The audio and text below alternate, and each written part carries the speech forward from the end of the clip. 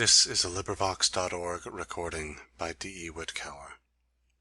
Thus Spake Zarathustra by Friedrich Nietzsche, translated by Thomas Common.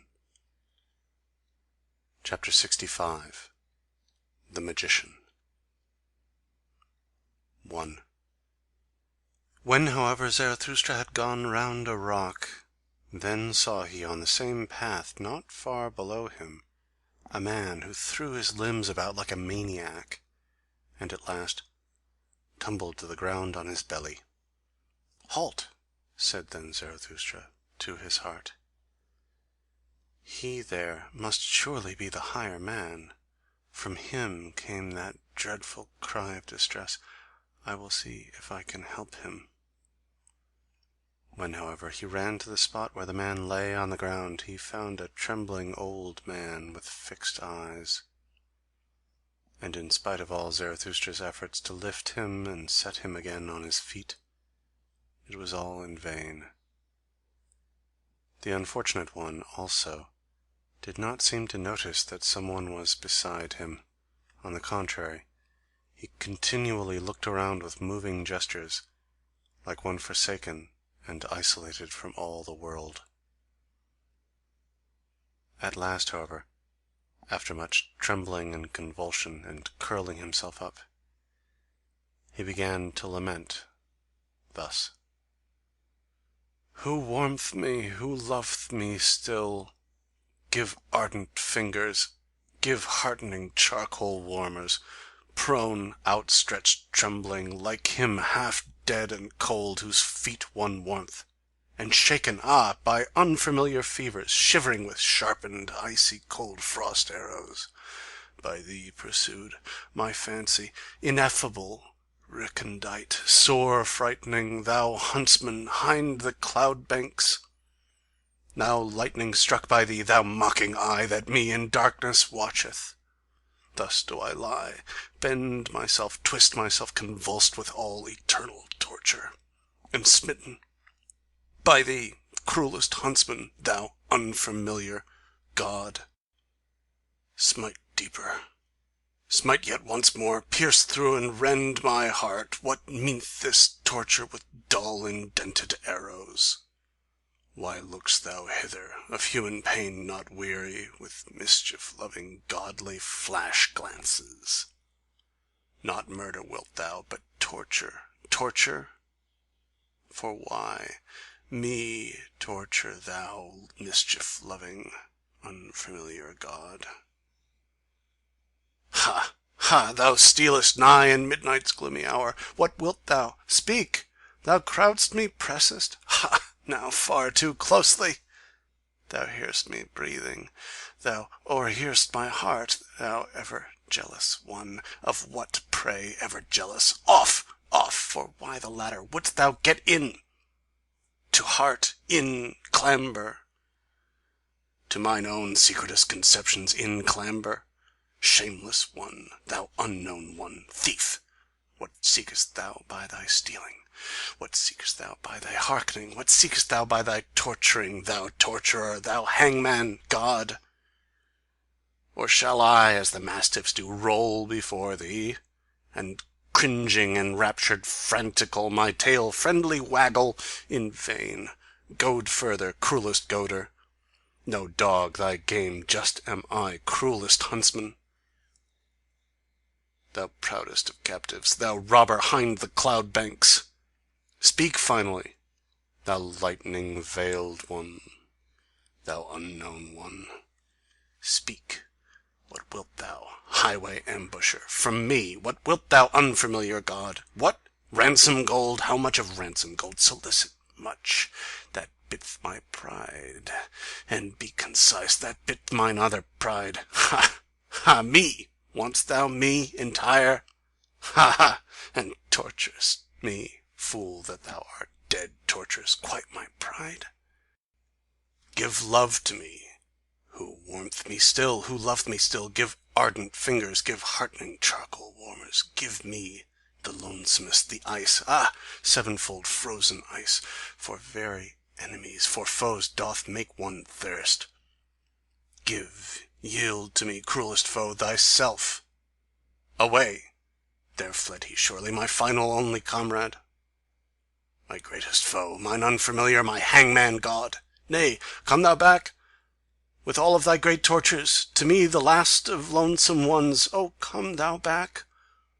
All my hot tears in streamlets trickle their course to thee, and all my final hearty fervour upglowth to thee. Oh, come thou back, mine unfamiliar god, my pain, my final bliss. 2. Here, however, Zarathustra could no longer restrain himself. He took his staff and struck the wailer with all his might. "Stop this!" he cried to him with wrathful laughter. "Stop this, thou stage player, thou false coiner, thou liar from the very heart! I know thee well. I will soon make warm legs to thee, thou evil magician. I know well how to make it hot for such as thou." "Leave off," said the old man, and sprang up from the ground. "Strike me no more, O Zarathustra. I did it only for amusement. That kind of thing belongeth to mine art. Thee thyself I wanted to put to the proof when I gave this performance, and verily thou hast well detected me. But thou thyself hast given me no small proof of thyself. Thou art hard, thou wise Zarathustra. Hard strikest thou with thy truths. Thy cudgel forceth from me this truth." "Flatter not," answered Zarathustra, still excited and frowning, "thou stage player from the heart. Thou art false. Why speakest thou of truth? Thou peacock of peacocks, thou sea of vanity! What didst thou represent before me, thou evil magician? Whom was I meant to believe in when thou wailedst in such wise?" "The penitent in spirit," said the old man. "It was him I represented. Thou thyself once devisedst this expression. The poet and magician who at last turneth his spirit against himself. The transformed one who freezeth to death by his bad science and conscience. And just acknowledge it. It was long, O Zarathustra, before thou discoveredst my trick and lie. Thou believedst in my distress when thou heldest my head with both thy hands. I heard thee lament, 'We have loved him too little, loved him too little.' Because I so far deceived thee, my wickedness rejoiced in me. Thou mayest have deceived subtler ones than I," said Zarathustra sternly. "I am not on my guard against deceivers. I have to be without precaution, so willeth my lot. Thou, however, must deceive, so far do I know thee. Thou must ever be equivocal, trivocal, quadrivocal, and quinquivocal. Even what thou hast now confessed is not nearly true enough, nor false enough for me. Thou bad false coiner, how couldst thou do otherwise? Thy very malady wouldst thou whitewash if thou showed thyself naked to thy physician. Thus didst thou whitewash thy lie before me, when thou saidst, I did so only for amusement. There was also seriousness therein. Thou art something of a penitent in spirit. I divine thee well. Thou hast become the enchanter of all the world, but for thyself thou hast no lie or artifice left. Thou art disenchanted to thyself. Thou hast reaped disgust as thy one truth.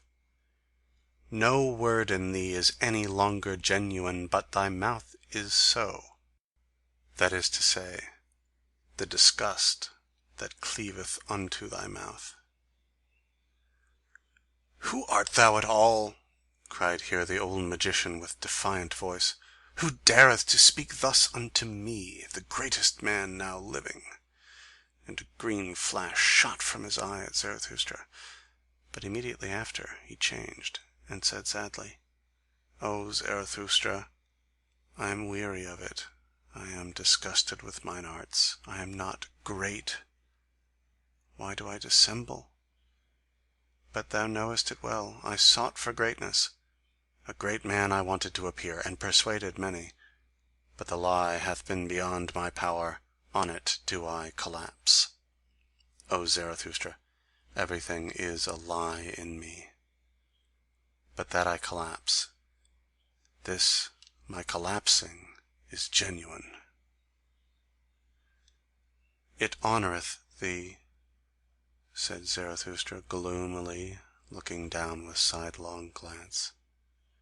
It honoureth thee that thou soughtest for greatness, but it betrayeth thee also. Thou art not great. Thou bad old magician, that is the best and the honestest thing I honour in thee, that thou hast become weary of thyself, and hast expressed it.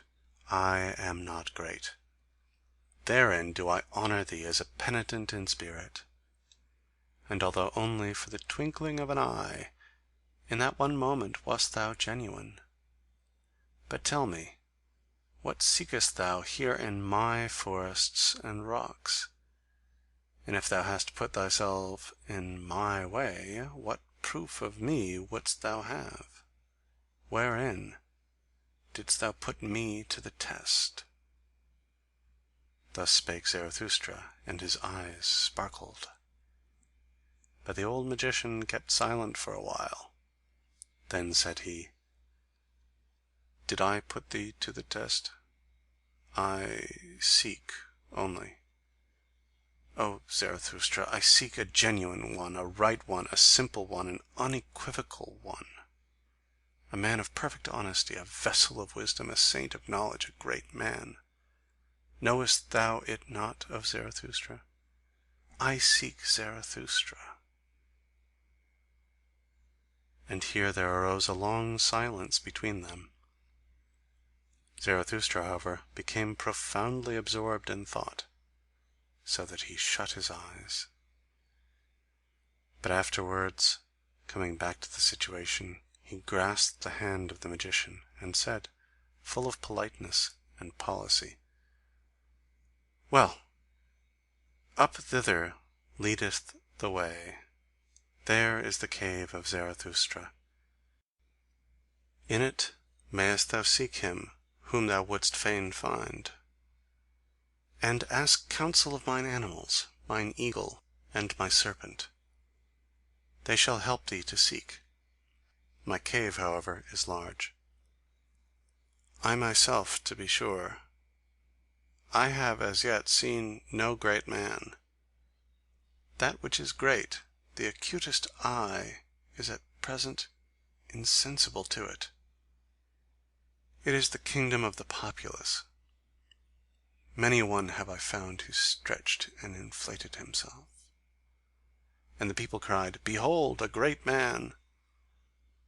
But what good do all bellows do?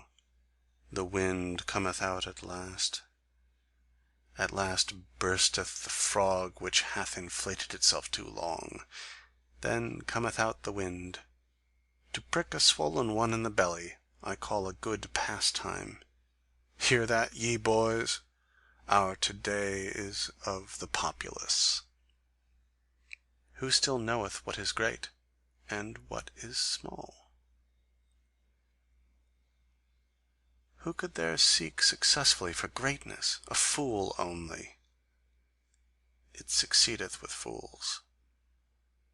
Thou seekest for great men, thou strange fool. Who taught that to thee? Is to-day the time for it? O thou bad seeker, why dost thou tempt me? Thus spake Zarathustra, comforted in his heart, and went laughing on his way. End chapter 65. This recording is in the public domain.